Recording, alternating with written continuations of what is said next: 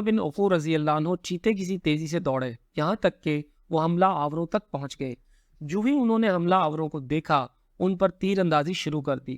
جب بھی تیر چلاتے تو پکار کر کہتے، لے سنبھال، میں ابن عقو ہوں، آج کا دن ہلاکت اور بربادی کا دن ہے۔ جب دشمن اپنے گھوڑے موڑ کر ان کی طرف رخ کرتے تو یہ اپنی جگہ سے ہٹ کر کسی دوسری جگہ پہنچ جاتے اور وہاں سے تیر اندازی شروع کر دیتے۔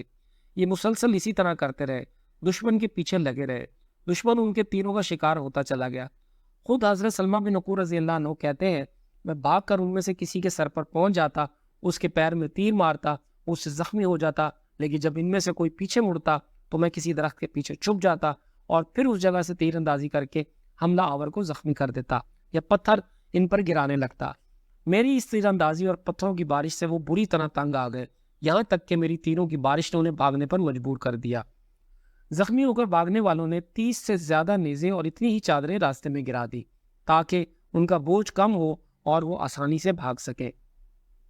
وہ چیز جو چیز بھی کہیں پھینکتے، میں اس پر پتھر رکھ دیتا تاکہ بعد میں ان کو جمع کر سکوں۔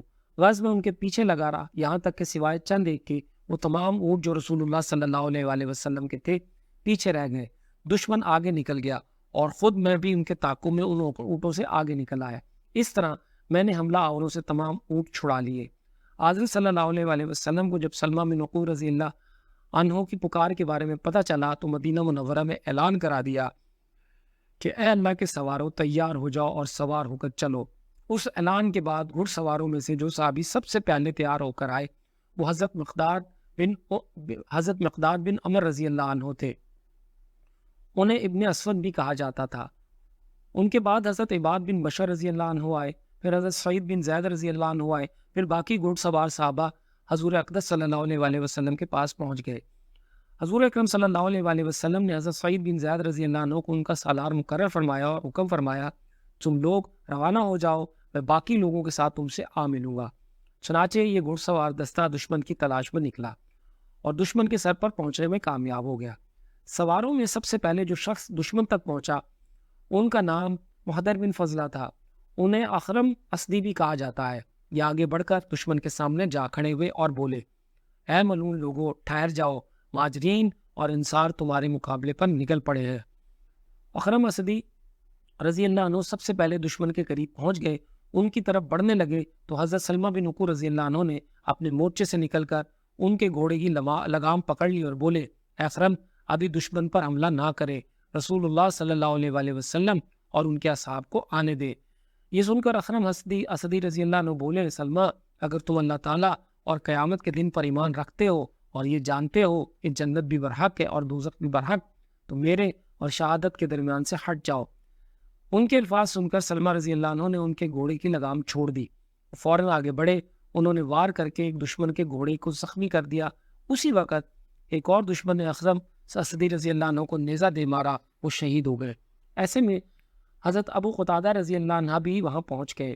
ایک دشمن نے ان کے گھوڑے پر وار کیا، گھوڑا زخمی ہو گیا۔ حضرت ابو قتادہ رضی اللہ عنہ نے فوراً اس پر وار کر کے اس کو قتل کر دیا۔ اسی وقت ایک گھڑ سوار ان کے مقابلے پر آیا، اس کا نام مسعدہ فراری تھا۔ آتے ہی کہنے لگا، تم مجھ سے کس طرح مقابلہ کرنا پسند کرو گے، تلوار بازی، نیزہ بازی یا پھر کشتی؟ ابو قتادہ رضی اللہ عنہ بولے، جو تم پسند کرو۔ اس پر اس نے کشتی لڑنا پسند کیا۔ وہ گھوڑے سے اتر آیا، اپنی تلوار درخت سے لٹکا دی۔ حضرت ابو قتادہ رضی اللہ عنہ بھی گھوڑے سے اتر آئے، انہوں نے بھی تلوار درخت سے لٹکا دی۔ اب دونوں میں کشتی شروع ہو گئی۔ آخر اللہ تعالیٰ نے حضرت ابو قتادہ رضی اللہ عنہ کو فتح یاب فرمایا۔ انہوں نے درخت سے لٹکی تلوار کھینچ لی اور اسے قتل کر دیا۔ پھر انہوں نے مسعدہ کے بھتیجے پر حملہ کیا، اس نے خوف زدہ ہو کر باقی اونٹوں کو چھوڑ دیا۔ حضرت ابو قتادہ رضی اللہ عنہ اونٹوں کو لے کر لوٹے تو حضور اکرم صلی اللہ علیہ وآلہ وسلم تشریف لاتے نظر آئے۔ حضور اکرم صلی اللہ علیہ وآلہ وسلم نے اونٹوں کو ساتھ میں دے کر فرمایا، ابو قتادہ، تمہارا چہرہ روشن ہو۔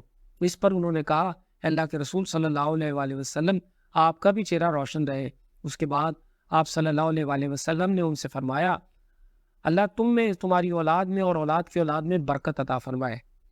ایسے میں آپ صلی اللہ علیہ وآلہ وسلم کی نظر ان کی پیشانی پر پڑی، وہاں ایک زخم تھا اور تیر کا پھل زخم ہی میں رہ گیا تھا۔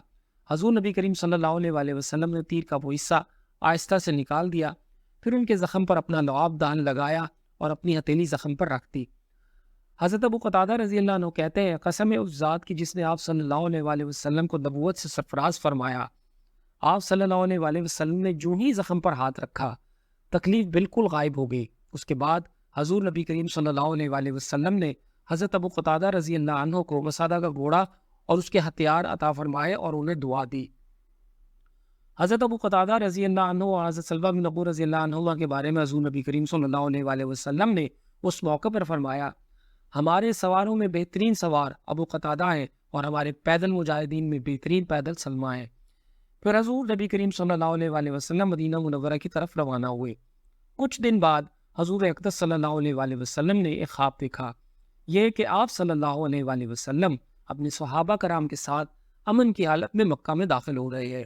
پھر عمرہ کے بعد آپ صلی اللہ علیہ وآلہ وسلم اور صحابہ نے بال منڈوائے ہیں اور کچھ نے بال کتروائے ہیں، اور یہ کہ آپ صلی اللہ علیہ وآلہ وسلم بیت اللہ میں داخل ہوئے ہیں۔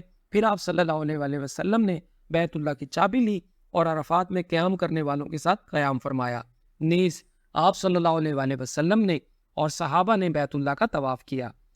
حضور اکرم صلی اللہ علیہ وآلہ وسلم نے اپنا یہ خواب صحابہ کرام رضی اللہ عنہم کو سنایا، سب اس بشارت سے بہت خوش ہوئے۔ پھر آپ صلی اللہ علیہ وآلہ وسلم نے صحابہ رضی اللہ عنہم سے ارشاد فرمایا، میرا ارادہ عمرے کا ہے۔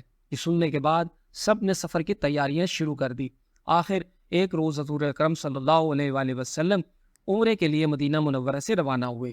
عمرے کا اعلان آپ صلی اللہ علیہ وآلہ وسلم نے پہلے ہی کرا دیا تھا تاکہ لوگ اس قافلے کو حاجیوں کا قافلہ ہی خیال کریں اور مکے کے لوگ اور آس پاس کے لوگ جنگ کے لیے نہ اٹھ کھڑے ہوں۔ مشرکوں اور دوسرے دشمنوں کو پہلے معلوم ہو جائے کہ آپ صلی اللہ علیہ وآلہ وسلم عمرے کی نیت سے آ رہے ہیں اور کوئی نیت نہیں ہے۔ حضور اکرم صلی اللہ علیہ وآلہ وسلم نے ذوالحلیفہ کے مقام پر احرام باندھا، پہلے مسجد میں 2 رکعت نماز ادا کی، پھر مسجد سے ہی اونٹنی پر سوار ہوئے۔ اکثر صحابہ کرام رضی اللہ عنہم نے یہیں سے احرام باندھا۔ حضور اکرم صلی اللہ علیہ وآلہ وسلم اس سفر پر ذوالقعدہ کے مہینے میں روانہ ہوئے تھے۔ قافلے کے ساتھ قربانی کے جانور بھی تھے۔ ذوالحلیفہ کے مقام پر آپ صلی اللہ علیہ وآلہ وسلم نے ظہر کی نماز ادا فرمائی، جانوروں پر جھولے ڈالی تاکہ جان لیا جائے کہ یہ قربانی کے جانور ہیں۔ ان کے کوہانوں پر نشان لگایا گیا، یہ نشان زخم لگا کر ڈالا جاتا ہے۔